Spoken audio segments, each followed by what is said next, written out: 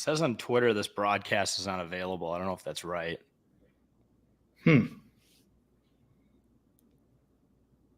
see what I mean? Let me see. It says it's fine. Maybe I need to restart the app because I'm just a little bitch.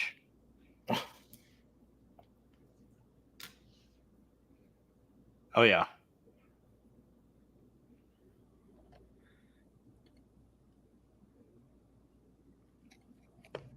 What's up, everyone? I'm just going to start off by saying John Buccigross is currently at McGovern's in downtown St. Paul. I just saw the tweet. Just a little tidbit.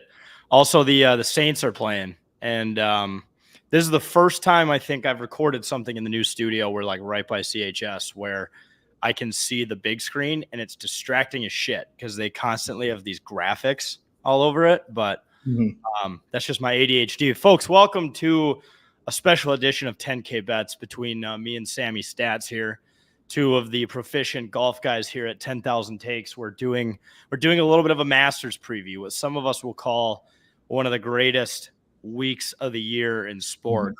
You could say as a gambler, it's a better, debatably the best, but the big one, the first one of the year, the Masters, something that's been, I think a lot of people out there know about the Masters. It's one of the most historic sporting events in the world and one of the funnest golf tournaments to watch. I'm joined here with Sammy Stats. And, Sammy, there's a lot we can get into. I guess before we break down specific underdog things that folks in Minnesota can take, let's just go with some outright winners. I know you like to hammer the top 10s, the top 20s, all that shit. So, yeah. Who do you like to win? Who do you like to win? Let's just start there. Let's start easy. Yeah. Typically I like to fire about 8 to 10 bullets on outright victories. Guys that mainly are like 50 to 1 and longer. I got a couple kind of 35 to 1s, couple in the 20s too. And then Rahm at 11 to 1. But yeah, obviously I'll just kind of start it off. We go every other, something like that. But yeah, sure. Brooks, 22 to 1. I'm not really sure how you could pass up on Brooks this week or in any major for that matter. He's just nails when it comes to majors. Obviously, he's got 5 of them in the last 6 or 7 years. He's got 5. He's never won a Masters. He was second last year. High up on Brooks this week. It wouldn't shock me if he's just got a great putting week, and then that takes him to the victory. So Brooks, I like Brooks 28 to 1. Another guy kind of in that 20s, Joaquin Niemann. Oh yeah, 28 to 1. Brooks was 22 to 1. Niemann 28 to 1. A couple live guys there. Niemann, I believe, has 4 or 5 wins this year. 3 are on the Live Tour, 2 are on the DP World Tour. The guy's is he doing both? Yeah, he could. There's guys like if you're on Live, you can play on the DP. Oh shit! What? I get why the PGA Tour doesn't. Why can't we just do that? Why can't we just let them do that? I know. So solve the whole issue. And the reason why they can do that is because the DP World Tour, they can get points, world ranking points. Yeah. Which Live, you don't get any points. But if you go play on the DP World Tour, when there's not a Live tournament, you can get points. So that's why a lot of golfers do it. And obviously you need world ranking points to get into majors, things like that. If you hadn't won a major or like top 20 in a major, you need those points to qualify. So yeah, no, I like Niemann. He's been playing really, really good this year. I know a lot of people probably haven't seen it just because, you're probably not watching a ton of Live coverage, but he's just been an animal. And so I like him. Obviously there's a reason he's under 30 to 1. Again, just playing really lights out golf. And again, would not be surprised to see him up in that leaderboard come the weekend. Yeah. It's just hard to take a Live guy. No, I understand it. Especially, Dude, it was so fucking funny last year how Brooks like played 3 lights out rounds and didn't play a good 4th one. It just completely fit the narrative that 3 rounds is just not enough, and that, 4 is like where the gauntlet comes. But then he won what? Then he won the was it the PGA next? Yeah, then he won the PGA. Yeah, so he proved that he can do 4, but oh man, you know what's crazy is that Rory is as high as he is in the odds. I would think, I get that he'll probably finish top 10 regardless, but the fact that he's got the 3rd best odds at what? I believe it's like 13 to 1 right now. Yeah. It kind of depends on what book you're looking at. Yeah. Some of them have them like 10 to 1, 12 to 1, 13 to 1. Sleeper. Here's a sleeper for you, Sammy Stats. What about Chris Kirk, 200 to 1? Chris Kirk, 200 to 1. So due for a major. He's such a lights out player when it comes to the regular PGA Tour FedEx Cup events. And when it seems like when he's got a lead, he can hang on to it. If you saw Chris Kirk leading the tournament on Friday, I would live bet him to win it right there and then. I think if he can get off to a good start, 200 to 1's not bad. I'm also in the boat that I believe Xander Schauffele is due. Oh yeah. Love to see, of all people, him wearing a green jacket after this year. And I'm also going to think about not Jordan Spieth, because he is going to be on top of the maintenance shed at some point. Not Justin Thomas, not Tiger Woods. As big of a Tiger guy as I am, I don't think his body can take 4 rounds in a row. Not Rory, because I just don't know if he can do it again. But Brooks, yeah, I might have to do Brooks as well. Yeah, Brooks is another one. Getting back to your Chris Kirk deal, I wouldn't be surprised. He when he's playing really, really good golf. Obviously, he won the Honda. Not this year, but this past year. He also won one of the first Hawaii tournaments Chris Kirk took home. Didn't he win the Century Tournament of Champions? Which obviously that field is loaded. It was an elevated event. And you have to shoot like 30 under to win, because the golf course is so easy to them, which is bananas. Yeah. It wouldn't surprise me. Another little dark horse. It all depends on his start. If he can fire like 4 or 5 under day one, it's definitely in the cards. I'm not sure, if I would see him coming, from 6 to 7 back on the weekend to win the tournament. I don't know if I see that, but if he starts hot, I think, he's obviously a live dog. The nice part about that too is, even if he is leading after Friday, if it's a marginal lead, you probably still get him like 30 or 40 to 1 potentially, depending on, probably just after the first day. The second day, obviously, if he's still leading, his odds will go down drastically. But I don't mind it. It's kind of in the same, little bit of the same ballpark. Sam Burns, I'm going to take him 100 to 1 on Sam Burns. Sam Burns has all the talent in the world. It's just, can he show up at a major? That's the big question. Obviously, he doesn't. Dude, I saw a crazy. So we'll get into some props in a little bit, but I saw that does he lead the tour right now in birdies made? Yes. Yeah. I believe so. Really weird stat, but he's made more birdies, which obviously proves that he also makes a lot of bogeys, because he has been up there. So the fact that this guy if he could just limit his bogeys to like bogeys and above to maybe 2.5 or 3, like not 2.5, but like 2 or 3 around, he'd probably be even better, because it seems that he makes a shit ton of birdies every single round. He gets into some trouble where it's like he'll birdie 3 in a row and then he'll bogey 3 in a row. Or he'll bogey birdie, and it's like, oh, I played an even back 9, but I only made 2 pars. Yeah, dude, make some pars. Yeah, make some pars. Is he trying to be a hero, and he's trying to go for the crazy punch outs, or what's? Yeah, clearly he's pin hunting, and 50% of the time it works. Yeah, where he's got 10 feet for birdie or less. Then the other 50% is he gets his number wrong or whatever, and he flies it 10 feet short into a horrific bunker, or 10 feet deep into a place that you do not want to be, also known as like jail back there. So we'll see. I mean, obviously, the Masters, there's a lot of holes where if you go long, it's really troublesome in the bushes and such. So Yeah. we'll be if he can put it all together. I like Burns 100-1. As long as we're on the dark horses, another one, Russell Henley. Oh Your yeah. golfer's favorite golfer. He was top 5 in the Masters. He's like top 25 in every statistical category on the PGA Tour, and he's 60-1. So I'll definitely take a stab at Russell Henley.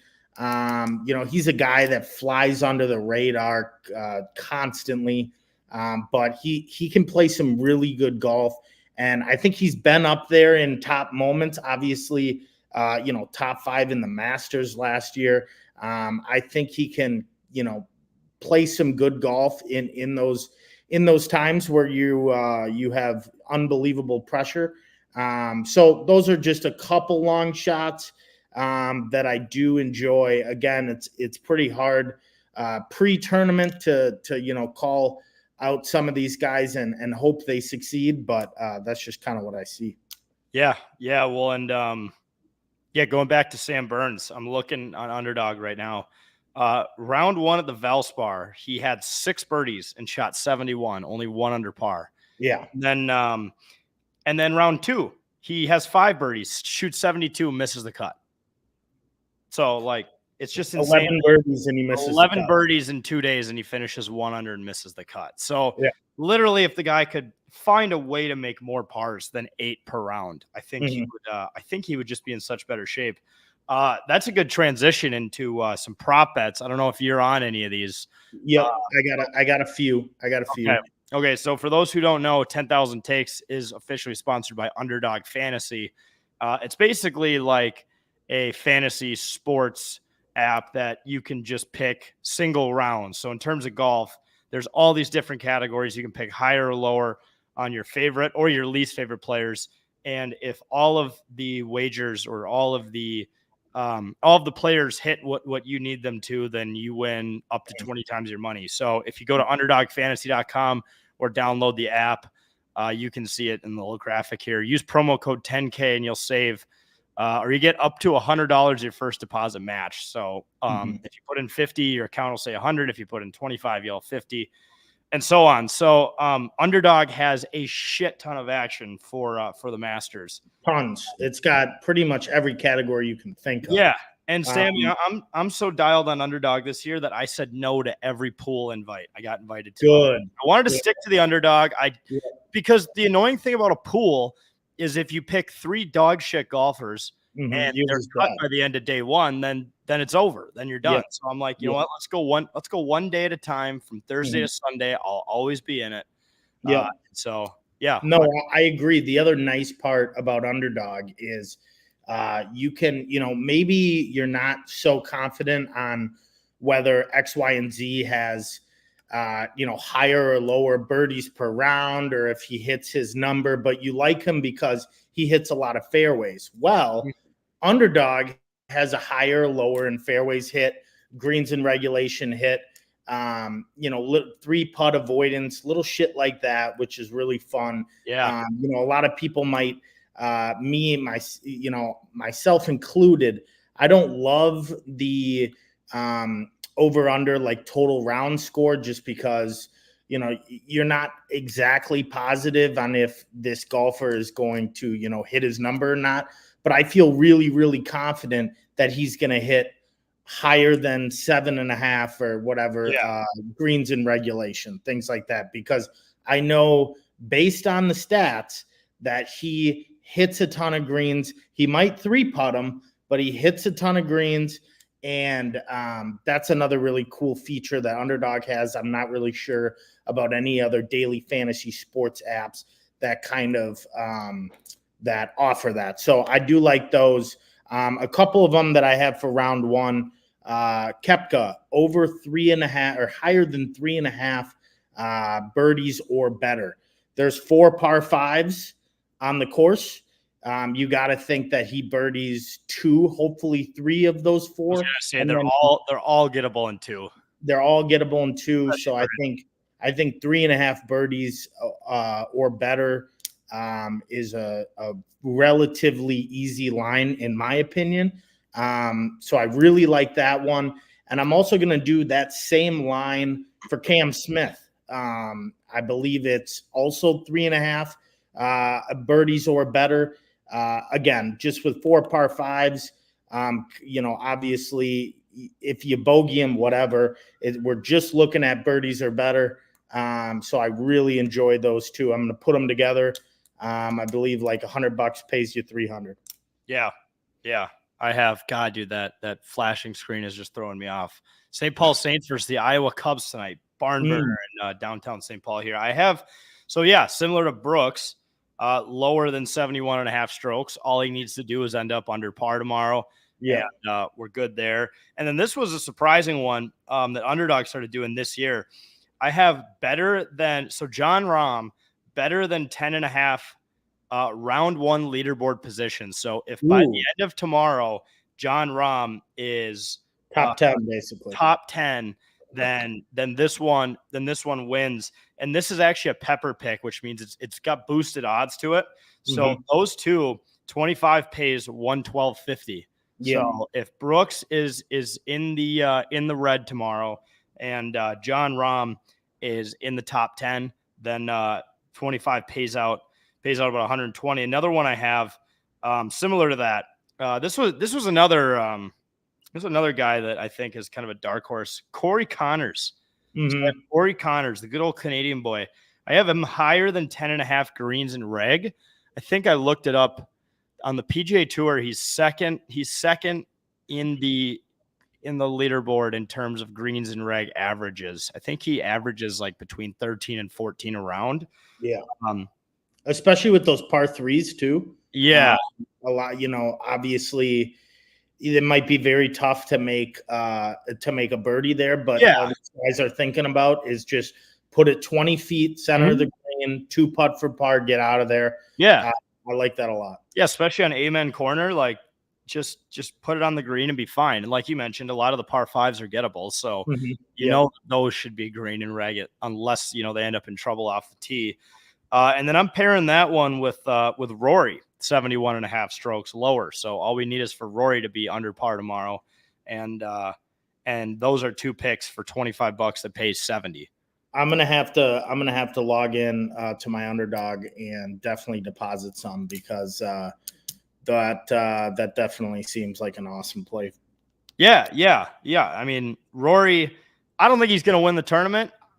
I think he should at least come out and correct me if I'm wrong. Traditionally in these tournaments, they give you the easiest pin positions on Thursday, right? And it I think it's so Saturday. It's kind of a Saturday moving day. They kind of make it free it up a little bit. Obviously, Sunday is tough. Yeah. And then Friday is tough because guys are trying to make cuts, things like that. But Thursday is kind of a mix.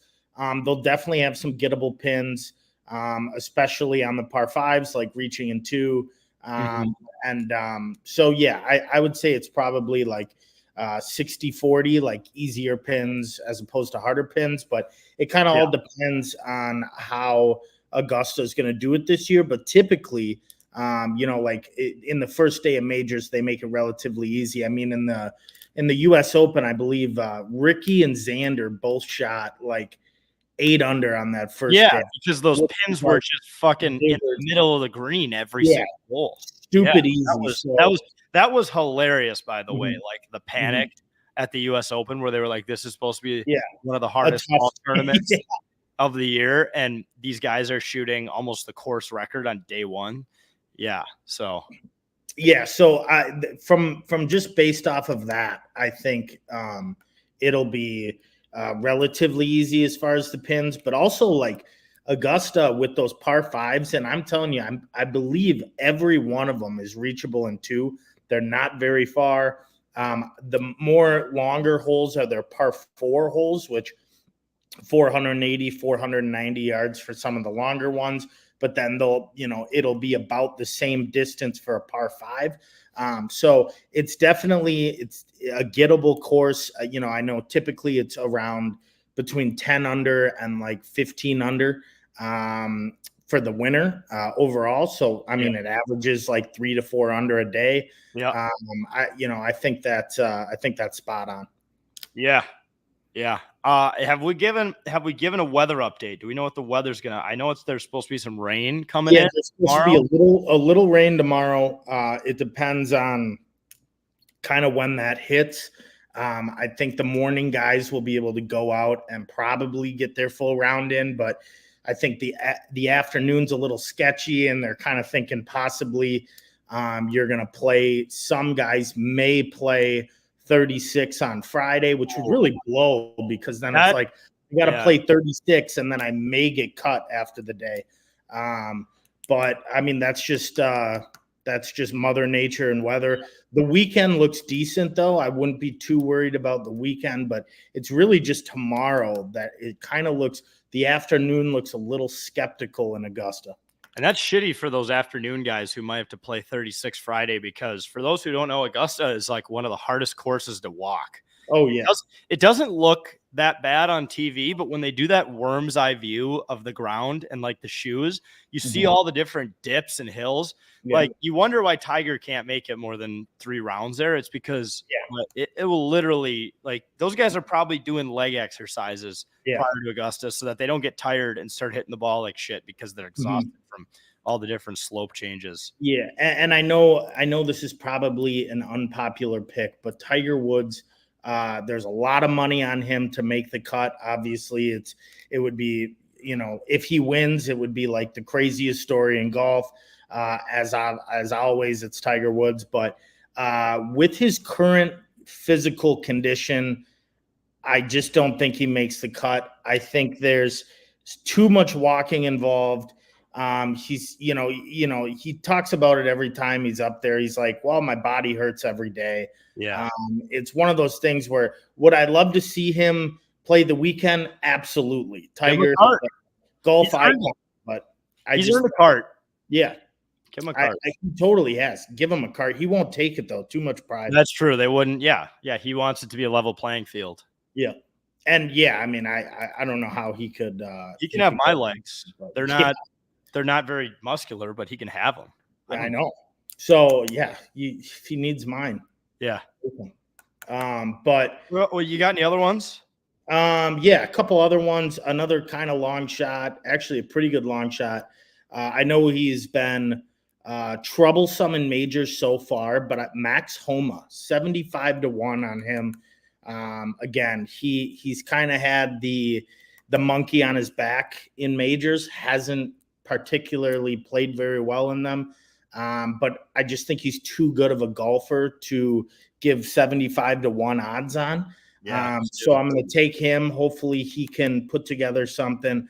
Also another golfer that is kind of middle of the pack at 40 to 1, but he's been playing lights out this year. He'd have 2 or 3 wins if it wasn't for Scotty Scheffler, is Wyndham Clark. Yeah. Wyndham Clark at 40 to 1 seems pretty good. He won the US Open last year. Obviously he made the Ryder Cup team.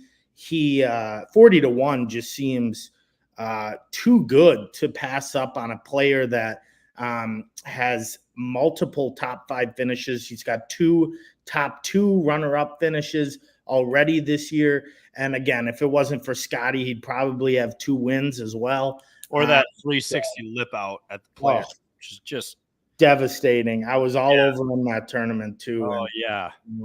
He just, I can't ask for a lot more. He gave it his all as far as that putt goes. It just too much speed. But God said no, not today. Yeah, you got to give props to Scotty. I mean, I think he started the play. Was it the Players? Yeah, the Players is the tournament. He started it like 4 or 5 shots back on Sunday, and he fucking wins. Unbelievable. Yeah. It's nuts. I also saw that Scotty Scheffler shave the beard. That's the big development that came out today in the photos of the family round that they usually do on Wednesday. Like little party thing. Yeah. Another little thing that is possibly a headlining story. And I put $25 on it just because if it does happen, it's like the easiest $300 I've ever made. But if Scotty's wife goes into labor, he's going to withdraw. So I took him to miss the cut. Obviously, it's likely throwing away money. I totally get it. It's like 25 to win $300. But if there is the time to go into labor, maybe it's like Friday. Scotty says goodbye. I'm going to withdraw. So yeah, that's a little tidbit. I doubt it happens because I guess she's like due in like 3 weeks. But I was gonna say, are you able to access a timeline on this woman's pregnancy? Evidently, it's like 3 weeks she's due. Okay. Well, from what I've been reading online, and then he even mentioned it in a press conference that if she goes into labor, that he is going to WD. Wow. So the books in Vegas are hot on this labor situation. Not a bad spring, Sammy. It's a developing story. I'm not sure. Obviously, the odds of it happening are fairly slim, but for 25 to win 300, I have to take it. Yeah, why not? Yeah. While we're talking bodies, did you see the picture of like Spieth's hand?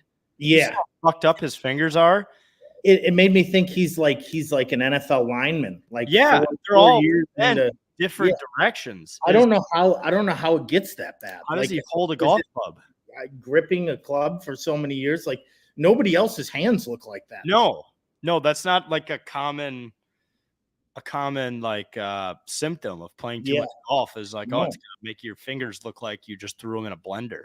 I know, it's pretty. I saw that. I was like, that is extremely fucked up. Yeah, but maybe it's fade Spieth this week. Yeah, well, it's fade Spieth every week. Yeah.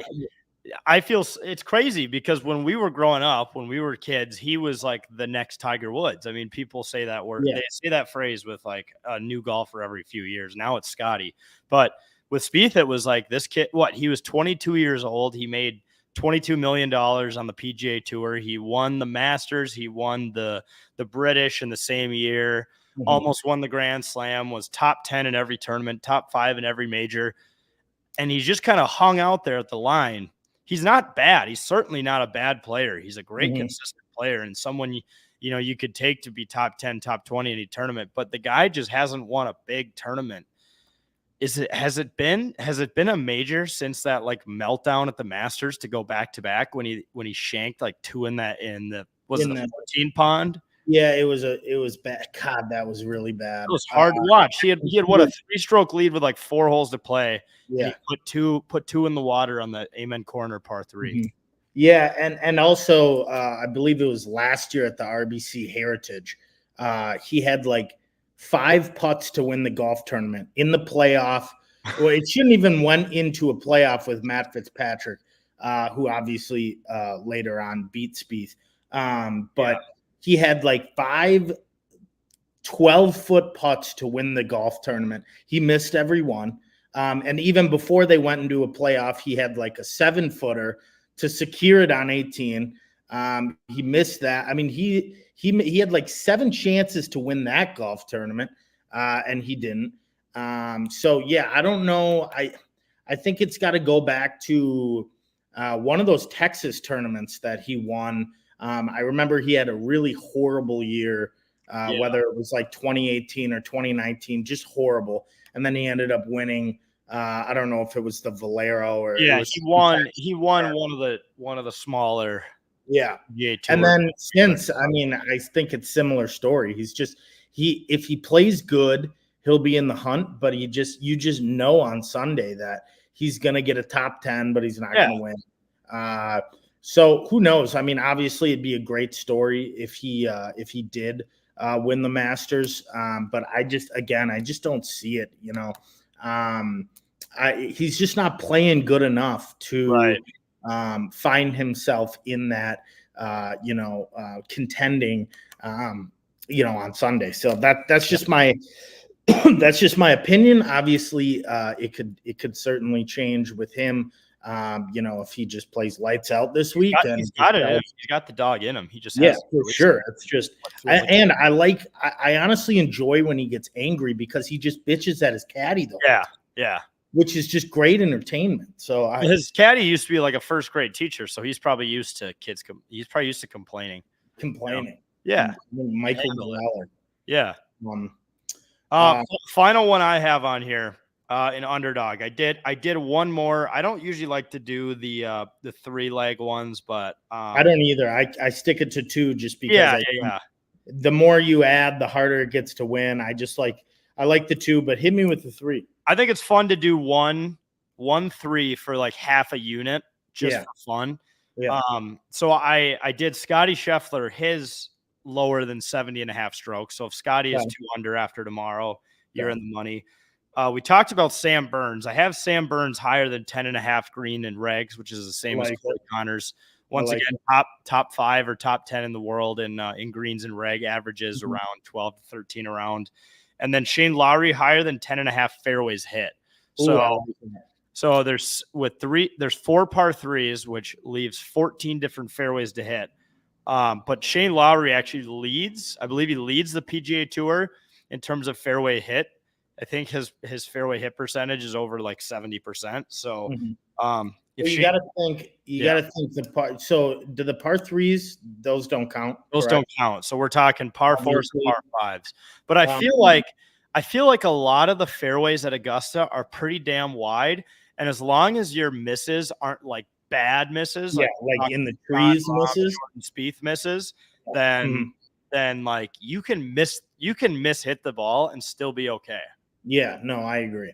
I don't mind that one at all. I think, especially because a lot of these players, instead of pulling driver, they'll just pull 3-iron or 4-iron and just get it out there in the fairway. It's like, that's great. Let's do that. Great because the rough is so thick. The trees are a disaster unless you're fucking Bubba Watson. So if you have the distance, why risk the boomstick just to save a couple clubs? Like 100%. Guys are good enough with their long irons. They can go long iron, and still give themselves a chance, unlike 100%. us.